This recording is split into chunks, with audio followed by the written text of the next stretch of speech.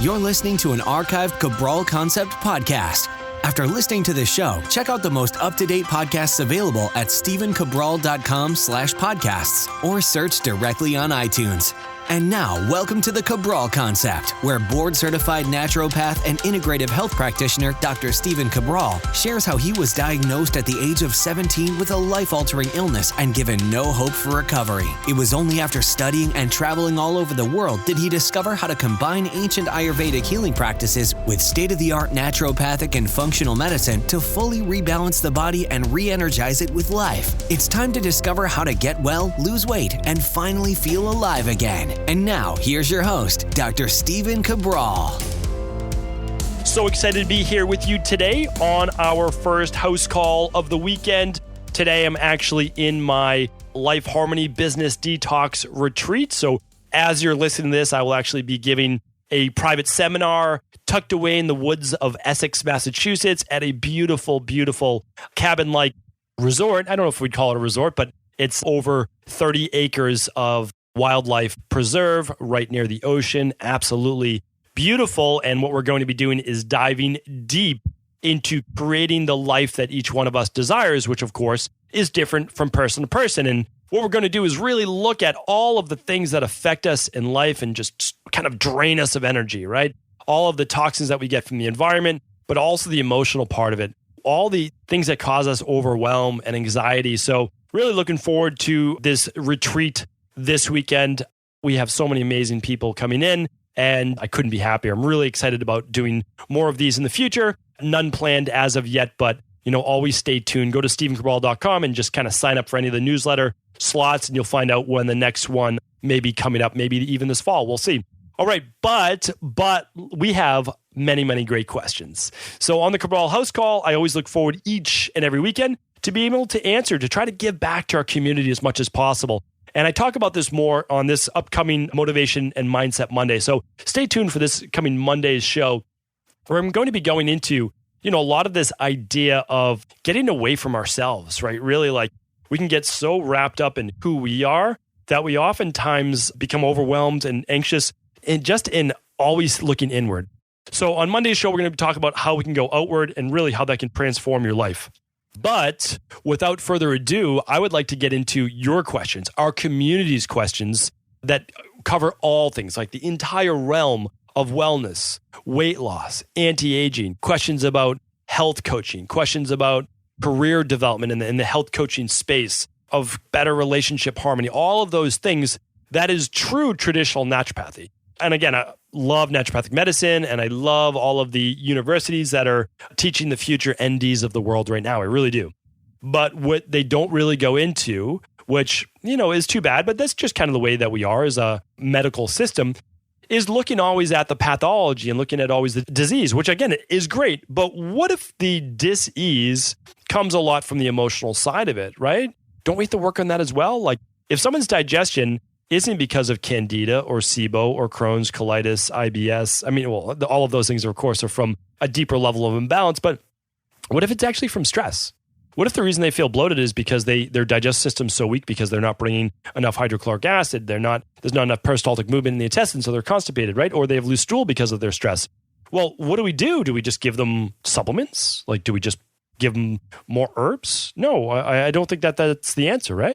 I think the answer is helping them on a human level to actually reduce stress, right? So we have to understand that medicine should not be this very cold, sterile-based system. It should be a system of working with one human to another human and understanding their human being of where they're at in the world. So if you're a health coach right now, I implore you to speak with your patients or your wellness clients or personal training clients or nutrition clients, whatever it might be, on a deeper level.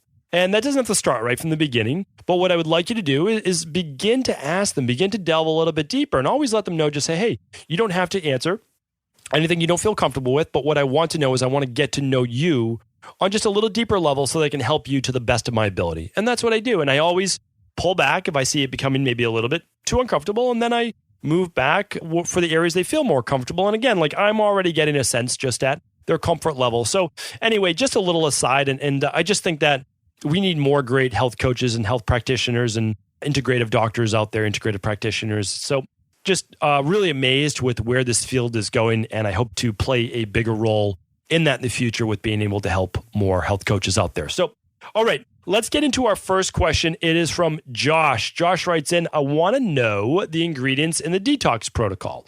All right, Josh, this is a simple answer. I'm not going to spend too much time on the answers that are super easy to get. So just go to drcabraldetox.com.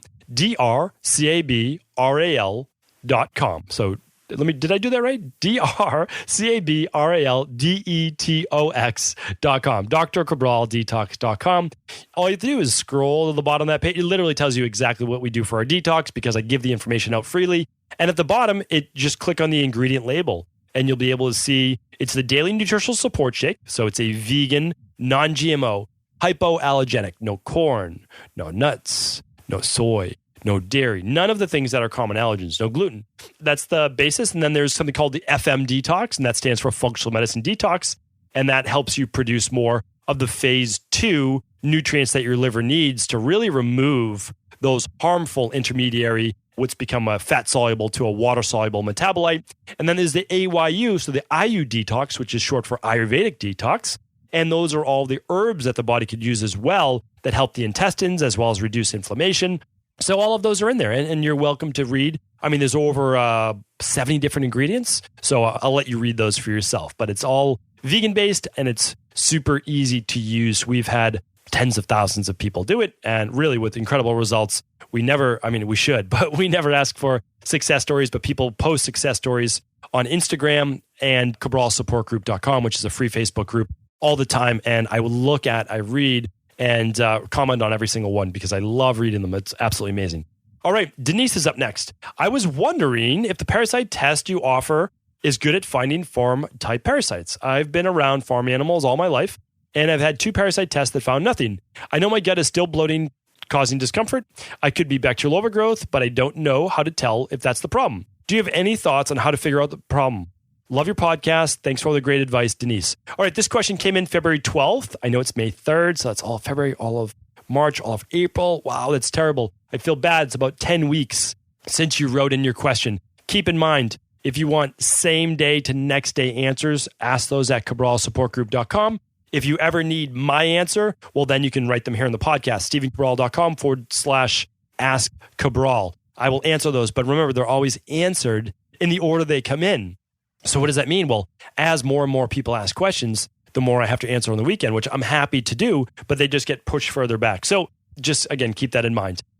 All right, so Denise, yes, we can figure this out. So anytime you have bloating, what do I recommend? I recommend the organic acids test, especially if you've done a parasite test before and it showed nothing. Organic acids test will show you the Candida overgrowth as well as Clostridium difficile overgrowth. So check that out. That's my first one. My second one is the stool test. We do a 3-day. Remember, I believe the 3-day is much better than the 1-day stool test. And the reason is you now have 3 opportunities to find something. And the one that we run is also looked at by a human, not just a computer. So that's a great way of doing it. And then I recommend the food sensitivity test. So that's kind of like the big 3. And we offer a nice package on that with a great discount. So obviously all the links are at StephenCabral.com/.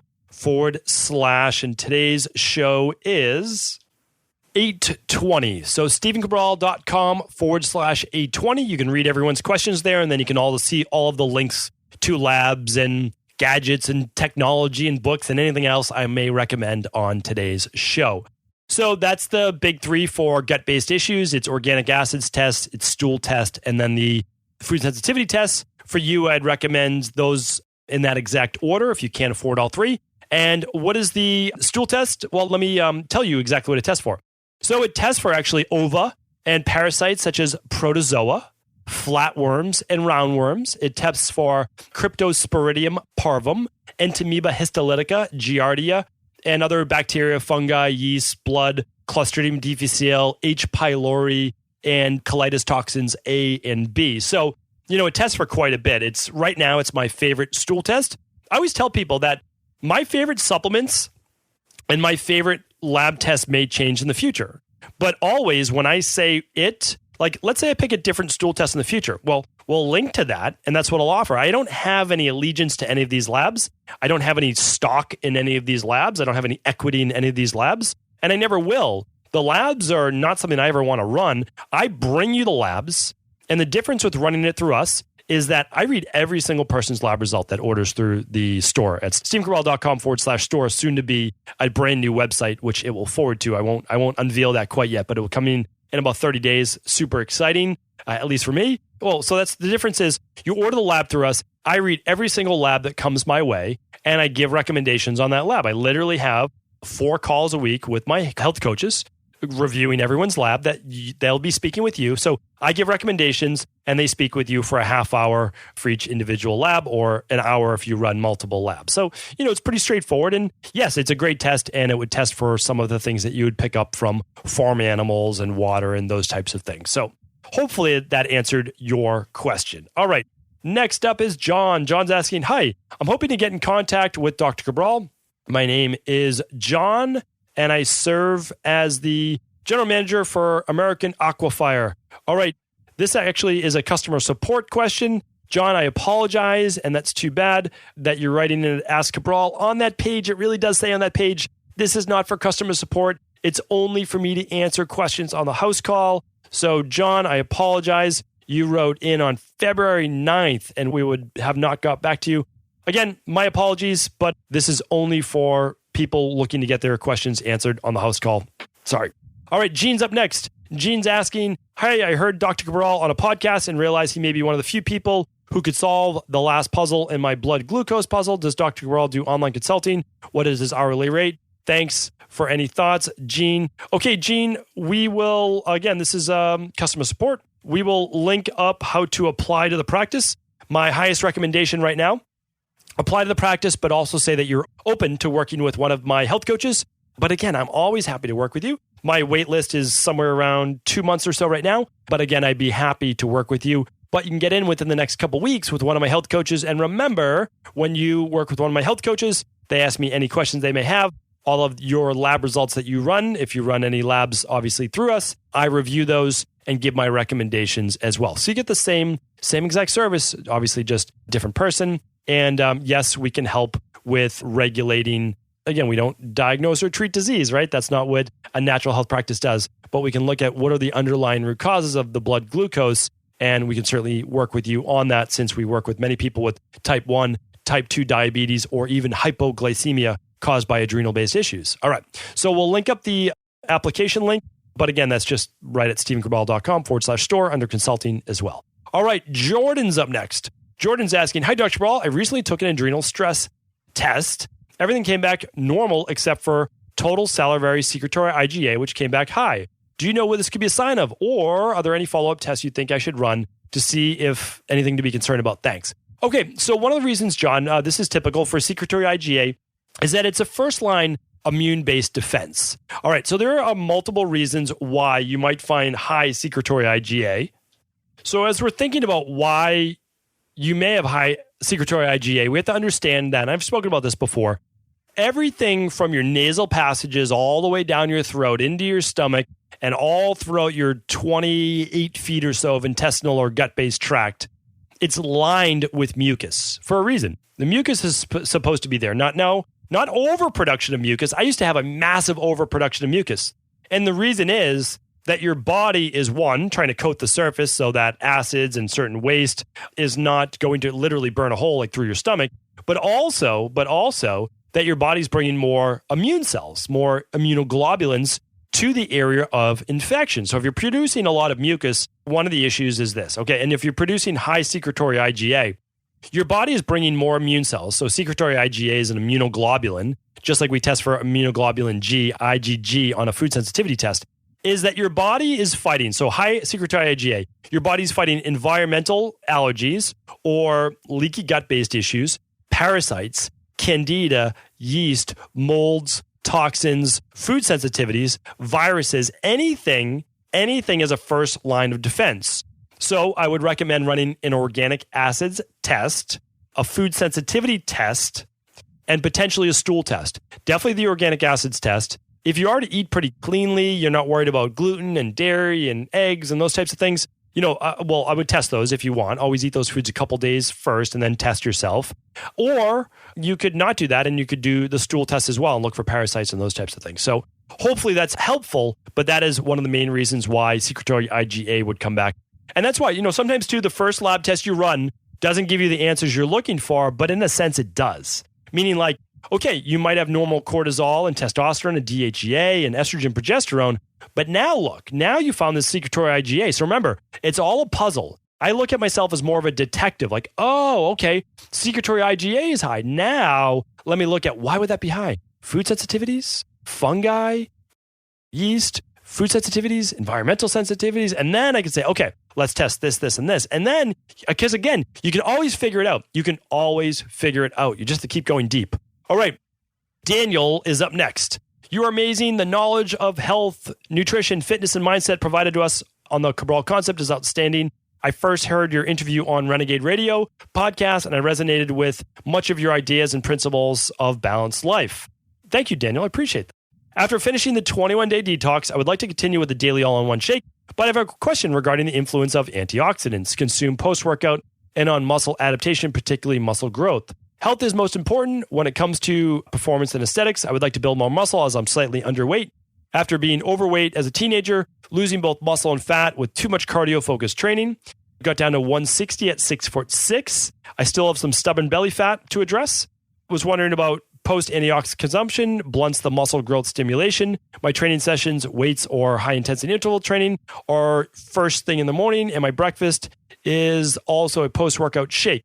Would it be more optimal to have a 2-to-1 carb-to-protein post-workout shake for breakfast and then have the Dr. Ball all-in-one shake later in the day as a snack away from my workout? Thank you. All the best, Daniel. Okay, so it's a great question. I haven't got this question before. Really interesting. I don't know what your current genotype is like. I don't know what your current build is like.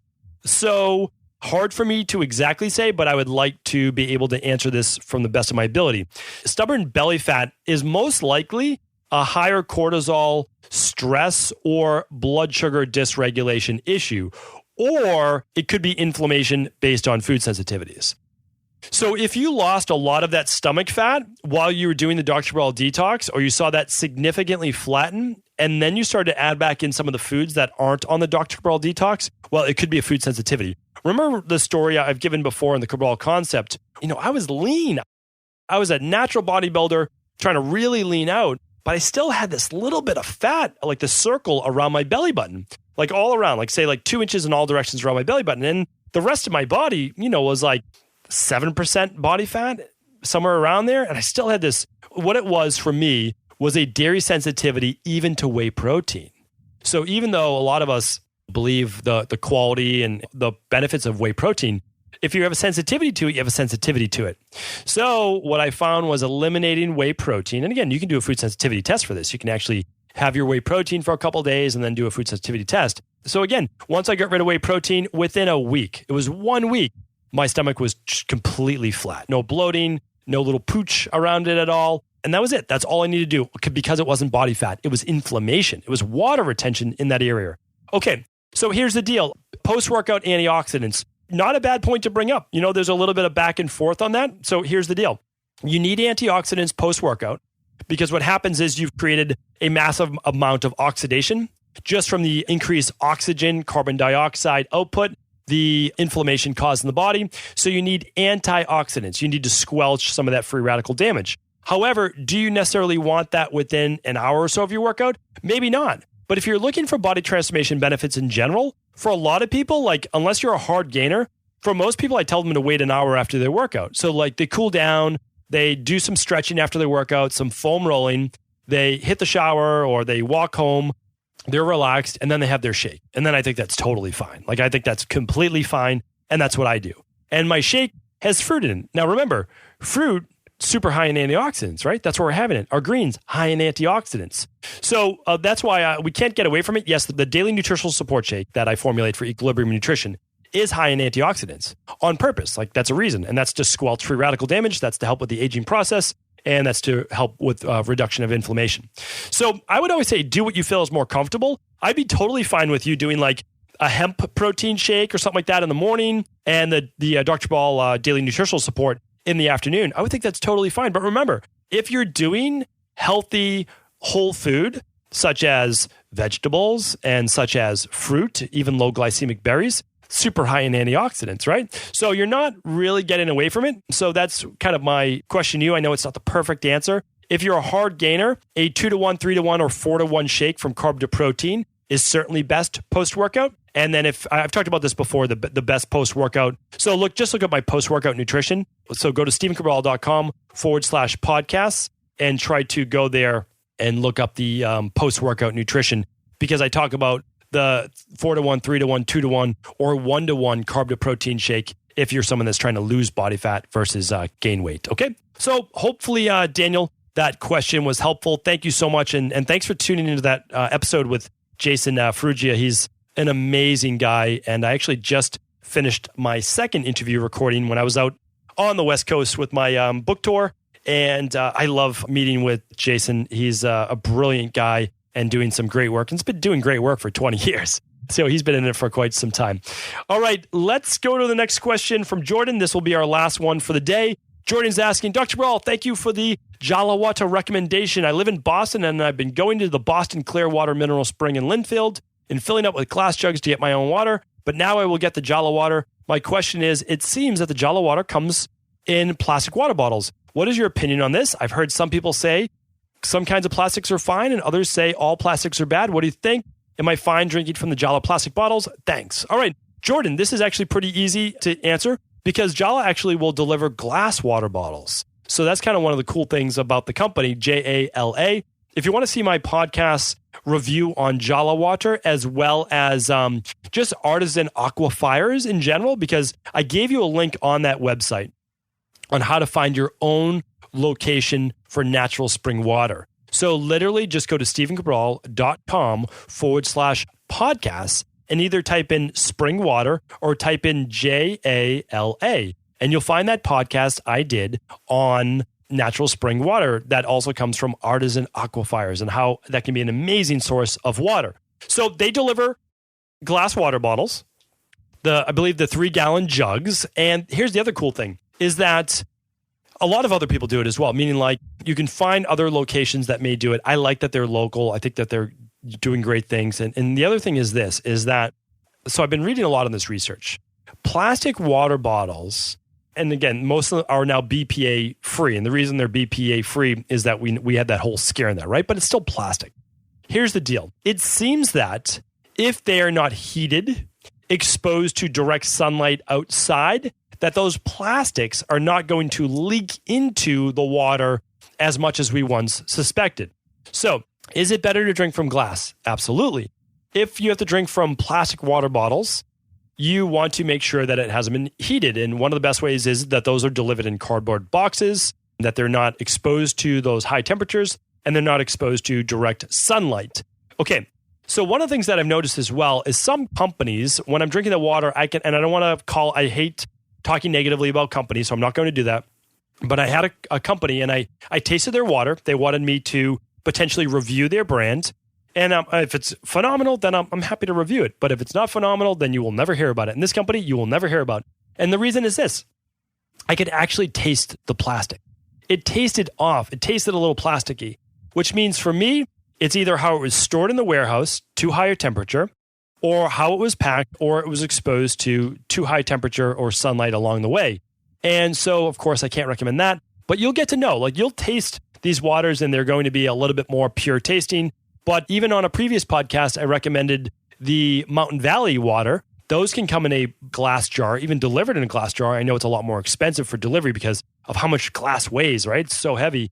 And the other thing is those come in a dark green bottle, which is really cool because then that is not going to allow that sunlight to be as much of an issue. But you can also, here's the big thing, in a blue or green bottle or even a clear bottle, you can put your water out in the sunlight and the sunlight will actually help improve the quality of your water as long as it's not in plastic, as long as it's in glass. So really, really interesting. I love all of these things and I do try to be as realistic as possible. I really do because I know that we're not always going to be able to be perfect. So Jordan, hopefully that answered your question. Thank you so much for writing in. Really appreciate all of your questions. Those came in up until February 14th. And we'll be getting to some more of our mid-February questions on tomorrow's house call. Thank you so much. I hope today was helpful. Can't wait to speak with you again tomorrow. Take care. Have an amazing weekend.